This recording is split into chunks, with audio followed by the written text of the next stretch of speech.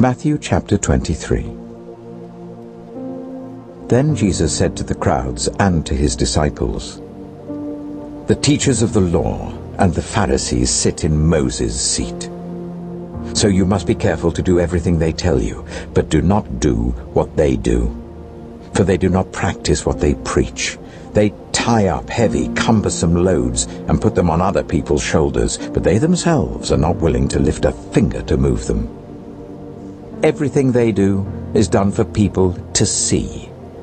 They make their phylacteries wide and the tassels on their garments long, or they love the place of honor at banquets and the most important seats in the synagogue. They love to be greeted with respect in the marketplaces and to be called rabbi by others.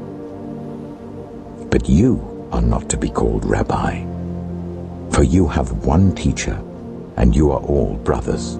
And do not call anyone on earth Father, for you have one Father, and he is in heaven. Nor are you to be called instructors, for you have one instructor, the Messiah. The greatest among you will be your servant, for those who exalt themselves will be humbled, and those who humble themselves will be exalted. Woe to you, teachers of the law and Pharisees, you hypocrites! You shut the door of the kingdom of heaven in people's faces.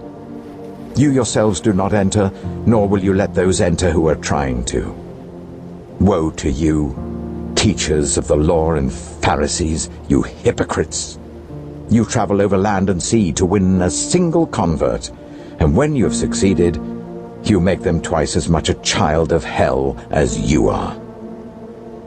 Woe to you, blind guides! You say, if anyone swears by the temple, it means nothing. But anyone who swears by the gold of the temple is bound by that oath. Oh, you blind fools!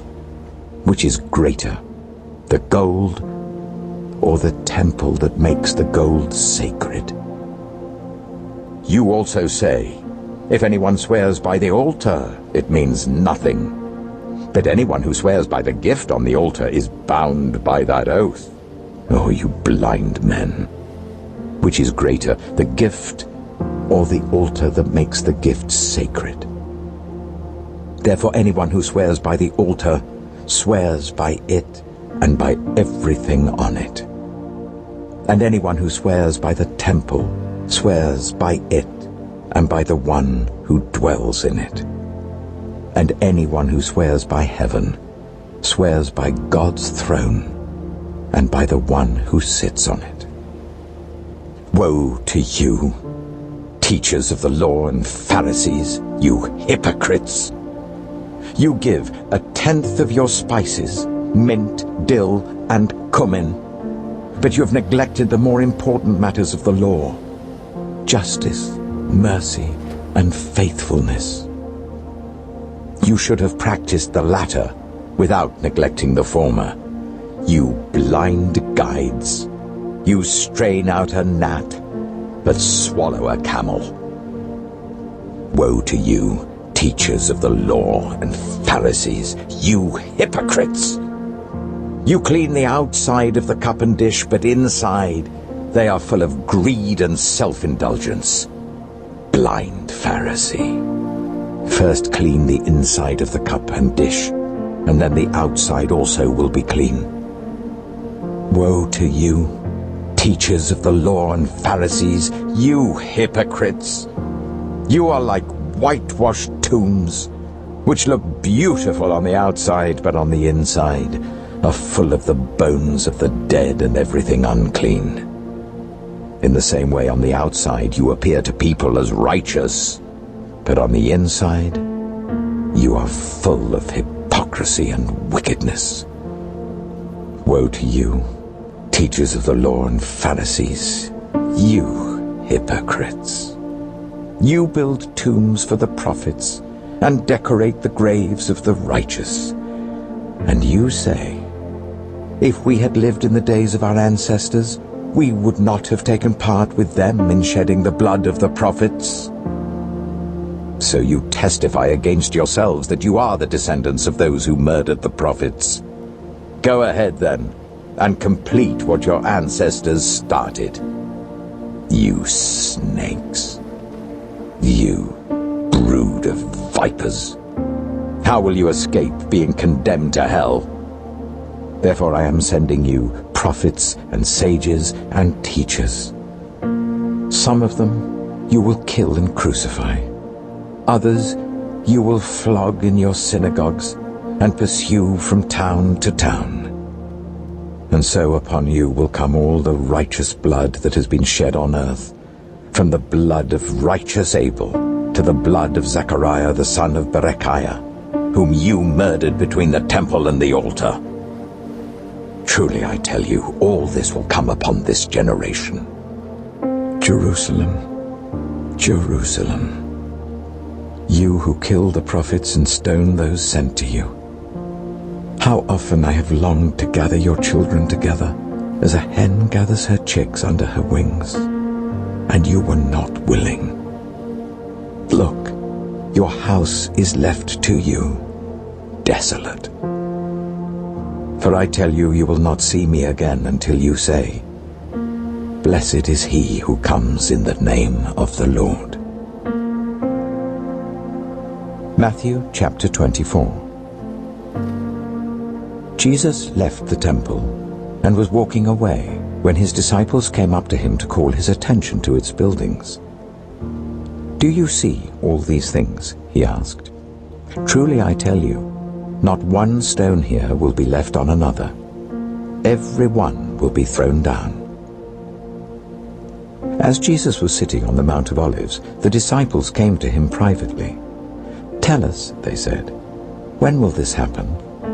And what will be the sign of your coming and the end of the age?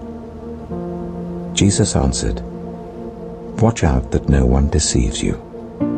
For many will come in my name, claiming, I am the Messiah, and will deceive many. You will hear of wars and rumors of wars. But see to it that you are not alarmed. Such things must happen. But the end is still to come. Nation will rise against nation, and kingdom against kingdom. There will be famines and earthquakes in various places. All these are the beginning of birth pains.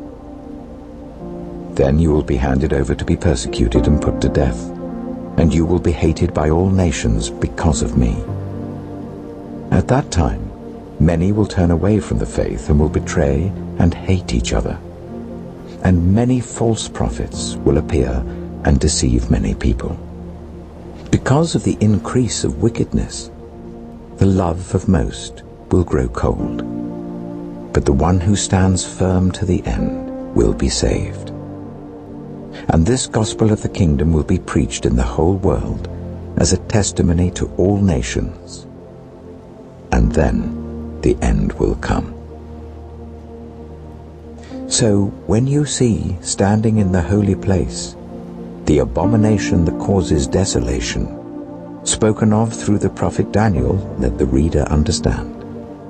Then let those who are in Judea flee to the mountains. Let no one on the housetop go down to take anything out of the house. Let no one in the field go back to get their cloak. How dreadful it will be in those days for pregnant women and nursing mothers. Pray that your flight will not take place in winter or on the Sabbath, for then there will be great distress unequaled from the beginning of the world until now, and never to be equaled again. If those days had not been cut short, no one would survive. But for the sake of the elect, those days will be shortened. At that time, if anyone says to you, Look, here is the Messiah, or there he is, do not believe it. For false messiahs and false prophets will appear and perform great signs and wonders to deceive, if possible, even the elect. See, I have told you in advance. So if anyone tells you, There he is, out in the desert, do not go out. Or, Here he is in the inner rooms. do not believe it. For as lightning that comes from the east is visible even in the west, so will be the coming of the Son of Man. Wherever there is a carcass, there the vultures will gather. Immediately after the distress of those days, the sun will be darkened and the moon will not give its light. The stars will fall from the sky, and the heavenly bodies will be shaken. Then will appear the sign of the Son of Man in heaven. And then all the peoples of the earth will mourn when they see the Son of Man coming on the clouds of heaven with power and great glory. And he will send his angels with a loud trumpet call, and they will gather his elect from the four winds, from one end of the heavens to the other. Now learn this lesson from the fig tree. As soon as its twigs become tender and its leaves come out, you know that summer is near. Even so, when you see all these things, you know that it is near, right at the door. Truly I tell you, this generation will certainly not pass away until all these things have happened. Heaven and earth will pass away, but my words will never pass away. But about that day or hour, no one knows, not even the angels in heaven, nor the Son, but only the Father. As it was in the days of Noah, so it will be at the coming of the Son of Man. For in the days before the flood, people were eating and drinking, marrying and giving in marriage, up to the day Noah entered the ark. They knew nothing about what would happen until the flood came and took them all away. That is how it will be at the coming of the Son of Man. 2 men will be in the field. One will be taken and the other left. 2 women will be grinding with a handmill. One will be taken and the other left. Therefore, keep watch, because you do not know on what day your Lord will come. But understand this: if the owner of the house had known at what time of night the thief was coming, he would have kept watch and would not have let his house be broken into. So you also must be ready, because the Son of Man will come at an hour when you do not expect him. Who then is the faithful and wise servant, whom the master has put in charge of the servants in his household to give them their food at the proper time? It will be good for that servant, whose master finds him doing so when he returns. Truly I tell you, he will put him in charge of all his possessions. But suppose that servant is wicked and says to himself, "My master is staying away a long time." And he then begins to beat his fellow servants and to eat and drink with drunkards. The master of that servant will come on a day when he does not expect him, and at an hour he is not aware of. He will cut him to pieces and assign him a place with the hypocrites, where there will be weeping and gnashing of teeth. Matthew chapter 25. At that time, the kingdom of heaven will be like 10 virgins, who took their lamps and went out to meet the bridegroom. 5 of them were foolish, and 5 were wise. The foolish ones took their lamps, but did not take any oil with them. The wise ones, however, took oil in jars along with their lamps. The bridegroom was a long time in coming, and they all became drowsy and fell asleep. At midnight, the cry rang out, "Here's the bridegroom, come out to meet him!" Then all the virgins woke up and trimmed their lamps. The foolish ones said to the wise, "Give us some of your oil, our lamps are going out." "No," they replied.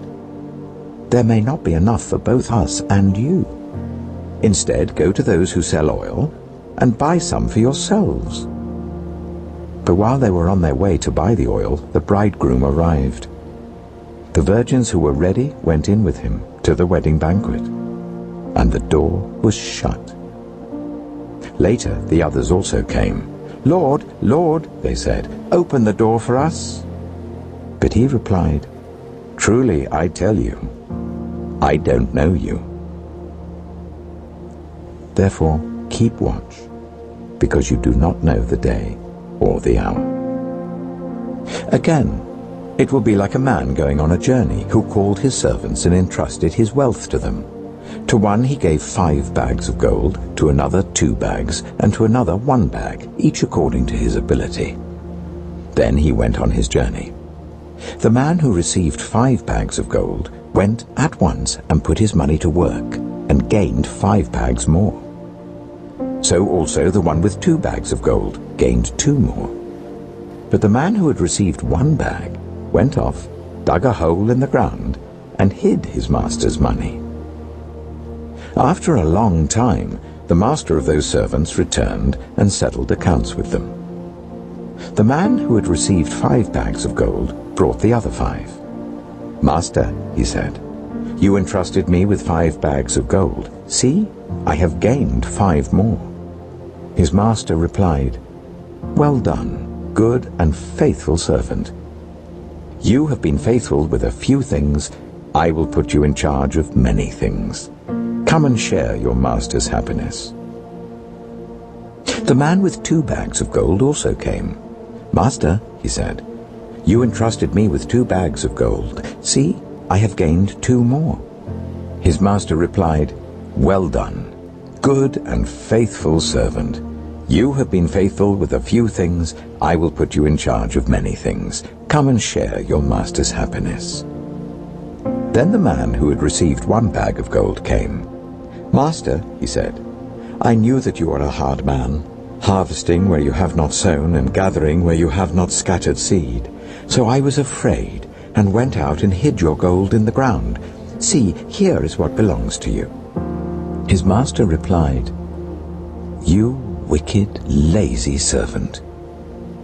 So you knew that I harvest where I have not sown and gather where I have not scattered seed? Well then, you should have put my money on deposit with the bankers, so that when I returned, I would have received it back with interest. So take the bag of gold from him and give it to the one who has 10 bags. For whoever has will be given more, and they will have an abundance. Whoever does not have, even what they have, will be taken from them. And throw that worthless servant outside into the darkness, where there will be weeping and gnashing of teeth. When the Son of Man comes in his glory, and all the angels with him, he will sit on his glorious throne. All the nations will be gathered before him, and he will separate the people one from another, as a shepherd separates the sheep from the goats. He will put the sheep on his right and the goats on his left. Then the king will say to those on his right, "Come, you who are blessed by my Father, take your inheritance, the kingdom prepared for you since the creation of the world. For I was hungry, and you gave me something to eat. I was thirsty, and you gave me something to drink. I was a stranger, and you invited me in. I needed clothes, and you clothed me. I was ill, and you looked after me. I was in prison, and you came to visit me." Then the righteous will answer him, "Lord, when did we see you hungry and feed you, or thirsty and give you something to drink? When did we see you a stranger and invite you in, or needing clothes and clothe you? When did we see you ill or in prison and go to visit you?" The king will reply, "Truly I tell you, whatever you did for one of the least of these brothers and sisters of mine, you did for me." Then he will say to those on his left, "Depart from me, you who are cursed, into the eternal fire prepared for the devil and his angels. For I was hungry, and you gave me nothing to eat. I was thirsty, and you gave me nothing to drink. I was a stranger, and you did not invite me in. I needed clothes, and you did not clothe me. I was ill and in prison, and you did not look after me."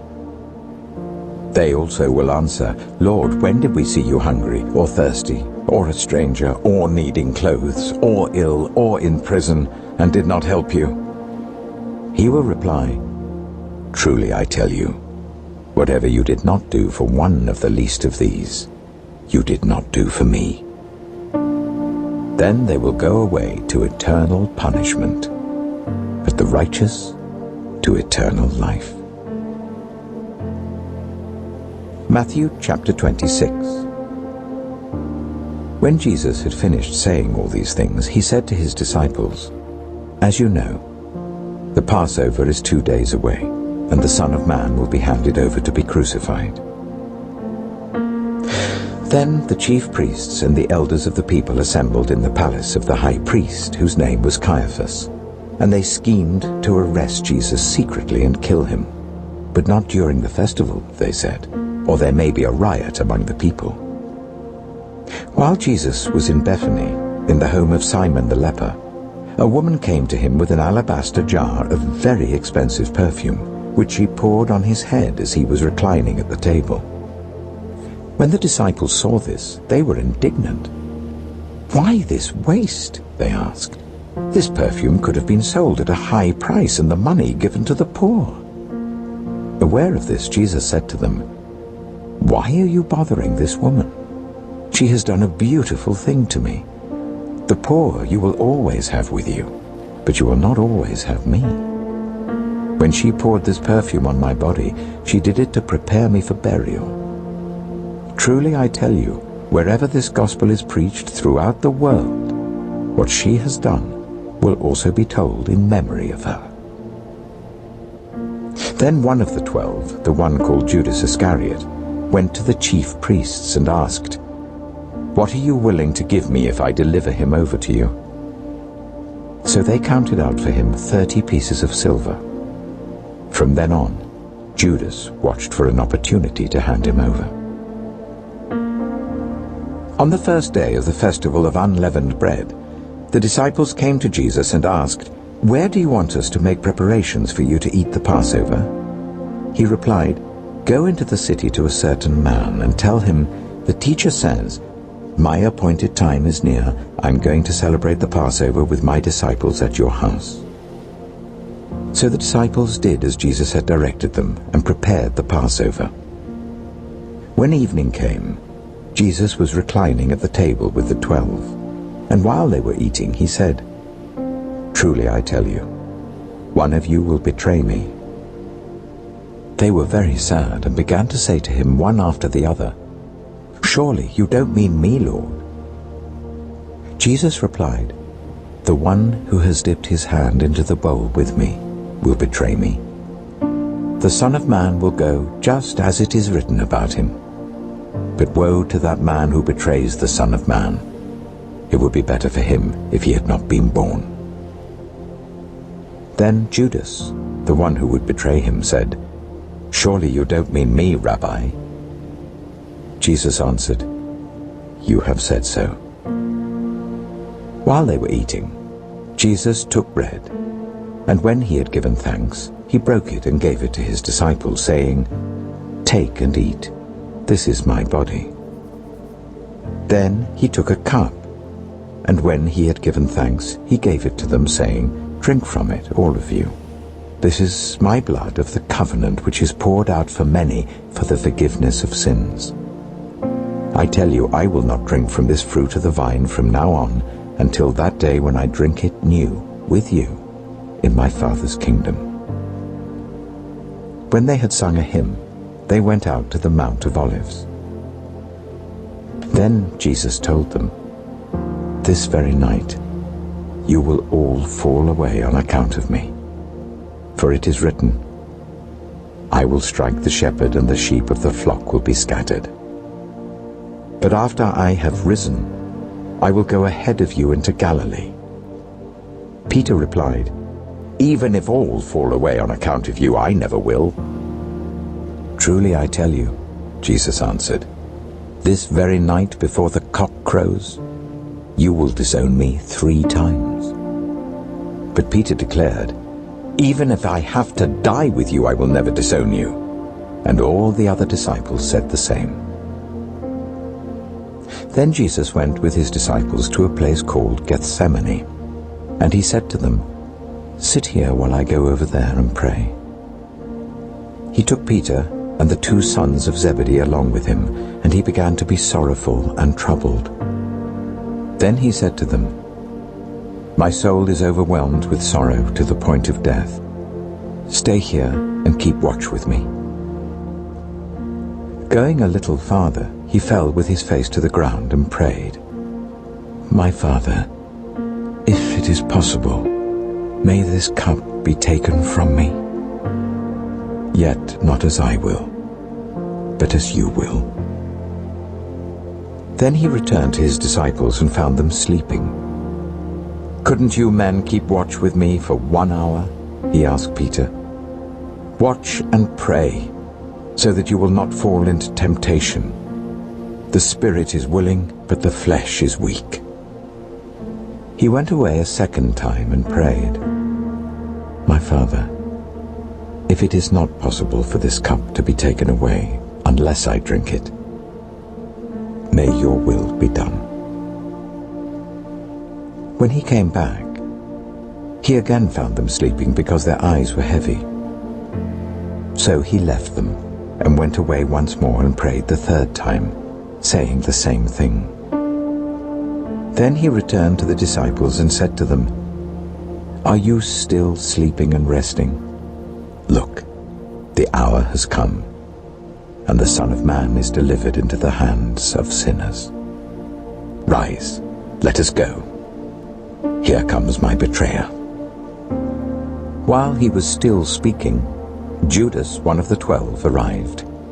With him was a large crowd armed with swords and clubs, sent from the chief priests and the elders of the people. Now the betrayer had arranged a signal with them. "The one I kiss is the man. Arrest him." Going at once to Jesus, Judas said, "Greetings, Rabbi," and kissed him. Jesus replied, "Do what you came for, friend." Then the men stepped forward, seized Jesus, and arrested him. With that, one of Jesus' companions reached for his sword, drew it out, and struck the servant of the high priest, cutting off his ear. "Put your sword back in its place," Jesus said to him. "For all who draw the sword will die by the sword. Do you think I cannot call on my Father, and he will at once put at my disposal more than 12 legions of angels?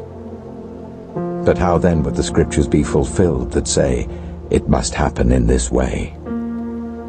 In that hour Jesus said to the crowd, "Am I leading a rebellion that you've come out with swords and clubs to capture me? Every day I sat in the temple courts teaching, and you did not arrest me. But this has all taken place that the writings of the prophets might be fulfilled." Then all the disciples deserted him and fled. Those who had arrested Jesus took him to Caiaphas, the high priest, where the teachers of the law and the elders had assembled. But Peter followed him at a distance, right up to the courtyard of the high priest. He entered and sat down with the guards to see the outcome. The chief priests and the whole Sanhedrin were looking for false evidence against Jesus, so that they could put him to death. But they did not find any, though many false witnesses came forward. Finally, 2 came forward and declared, "This fellow said, 'I am able to destroy the temple of God and rebuild it in 3 days.'" Then the high priest stood up and said to Jesus, "Are you not going to answer? What is this testimony that these men are bringing against you?" But Jesus remained silent.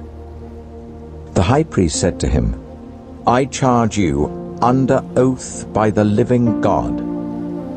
Tell us if you are the Messiah, the Son of God." "You have said so," Jesus replied.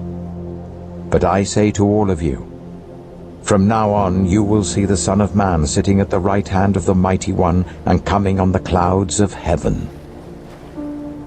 Then the high priest tore his clothes and said, "He has spoken blasphemy. Why do we need any more witnesses? Look, now you have heard the blasphemy. What do you think?" "He is worthy of death," they answered. Then they spat in his face and struck him with their fists. Others slapped him and said, Prophesy to us, Messiah. Who hit you?" Now Peter was sitting out in the courtyard, and a servant girl came to him. "You also were with Jesus of Galilee," she said. But he denied it before them all. "I don't know what you're talking about," he said. Then he went out to the gateway, where another servant girl saw him and said to the people there, "This fellow was with Jesus of Nazareth." He denied it again with an oath. "I don't know the man." After a little while, those standing there went up to Peter and said, "Surely you are one of them. Your accent gives you away." Then he began to call down curses, and he swore to them, "I don't know the man." Immediately a cock crowed. Then Peter remembered the word Jesus had spoken, "Before the cock crows, you will disown me 3 times." And he went outside and wept bitterly. Matthew chapter 27. Early in the morning, all the chief priests and the elders of the people made their plans how to have Jesus executed. So they bound him, led him away, and handed him over to Pilate the governor. When Judas, who had betrayed him, saw that Jesus was condemned, he was seized with remorse and returned the 30 pieces of silver to the chief priests and the elders. "I have sinned," he said, "for I have betrayed innocent blood." "What is that to us?" they replied. "That's your responsibility." So Judas threw the money into the temple and left. Then he went away and hanged himself. The chief priests picked up the coins and said, "It is against the law to put this into the treasury, since it is blood money." So they decided to use the money to buy the potter's field as a burial place for foreigners. That is why it's been called the Field of Blood to this day.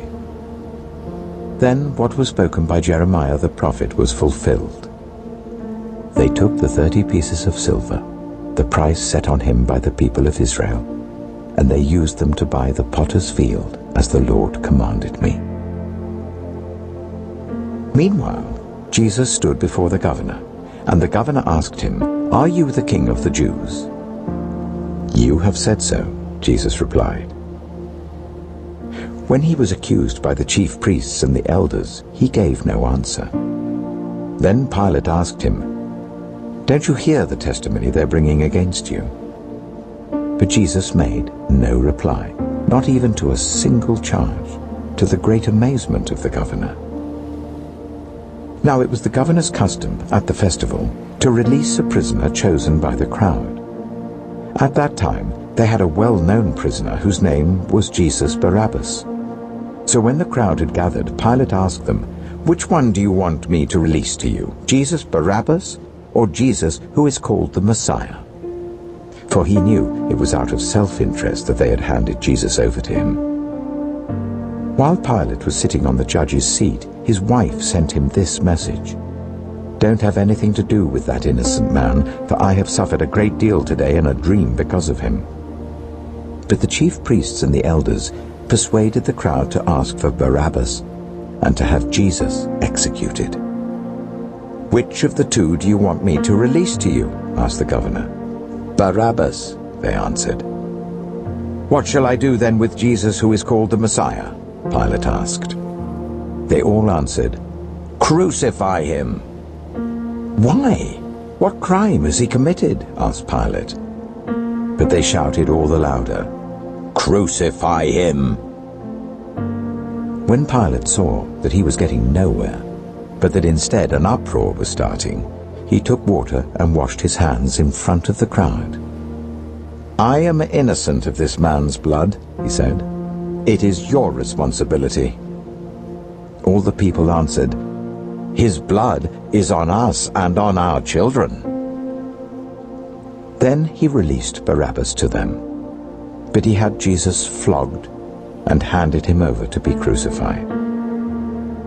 Then the governor's soldiers took Jesus into the praetorium and gathered the whole company of soldiers round him. They stripped him and put a scarlet robe on him, and then twisted together a crown of thorns and set it on his head. They put a staff in his right hand. Then they knelt in front of him and mocked him. "Hail, King of the Jews," they said. They spat on him and took the staff and struck him on the head again and again. After they had mocked him, they took off the robe and put his own clothes on him. Then they led him away to crucify him. As they were going out, they met a man from Cyrene named Simon, and they forced him to carry the cross. They came to a place called Golgotha, which means the place of the skull. There they offered Jesus wine to drink mixed with gall, but after tasting it he refused to drink it. When they had crucified him, they divided up his clothes by casting lots.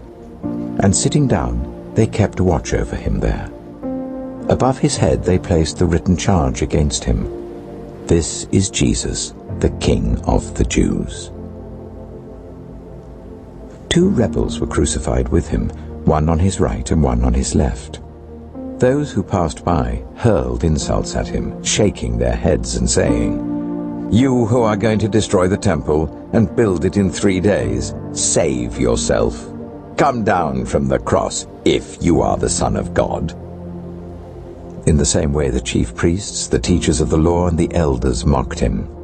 "He saved others," they said, "but he can't save himself. He's the King of Israel. Let him come down now from the cross, and we will believe in him. He trusts in God. Let God rescue him now, if he wants him. For he said, 'I am the Son of God.'" In the same way the rebels who were crucified with him also heaped insults on him.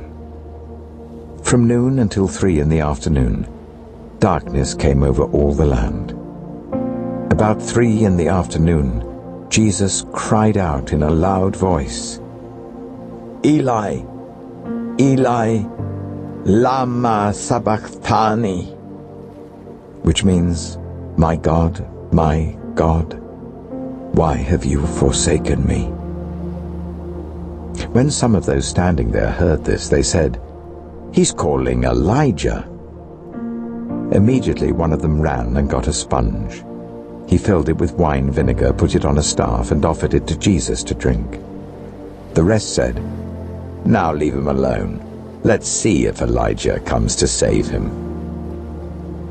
And when Jesus had cried out again in a loud voice, he gave up his spirit. At that moment, the curtain of the temple was torn in 2 from top to bottom. The earth shook, the rocks split, and the tombs broke open. The bodies of many holy people who had died were raised to life. They came out of the tombs after Jesus' resurrection and went into the holy city and appeared to many people.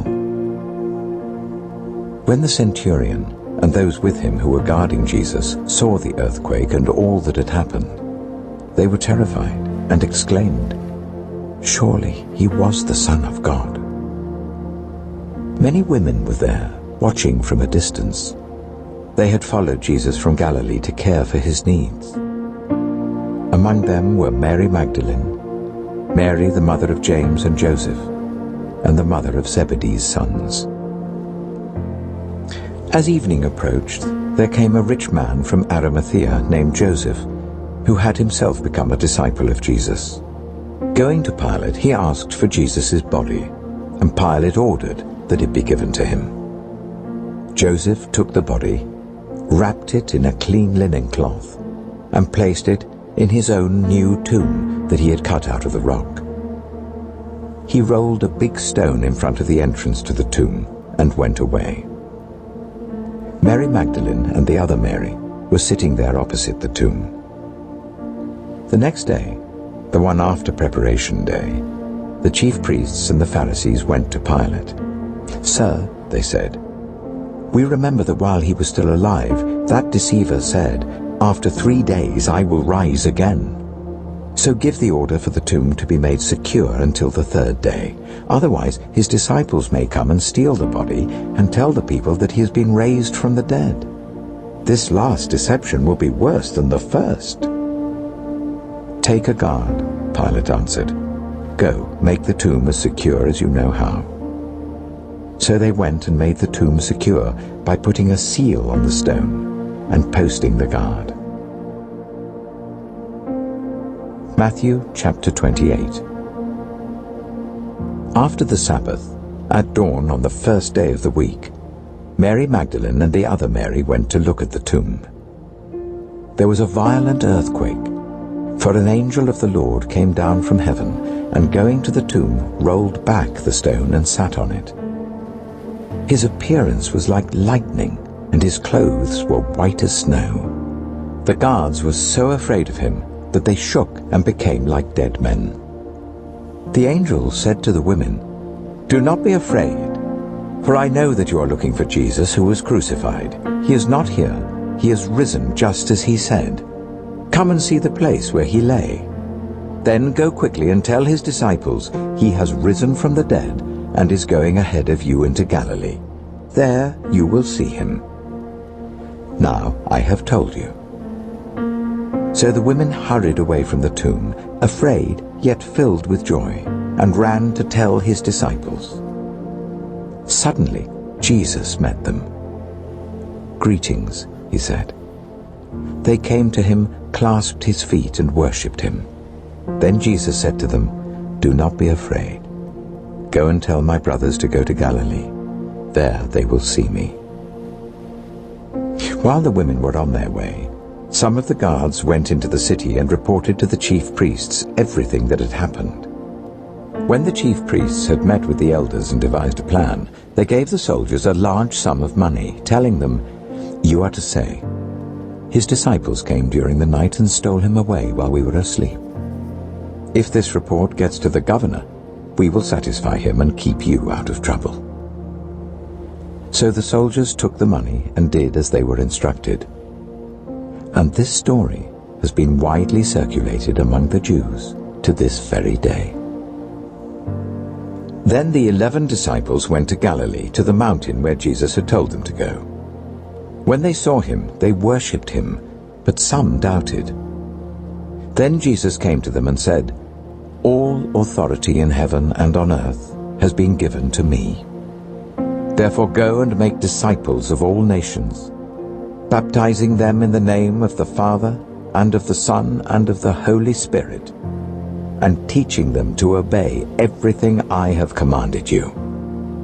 And surely I am with you always, to the very end of the age."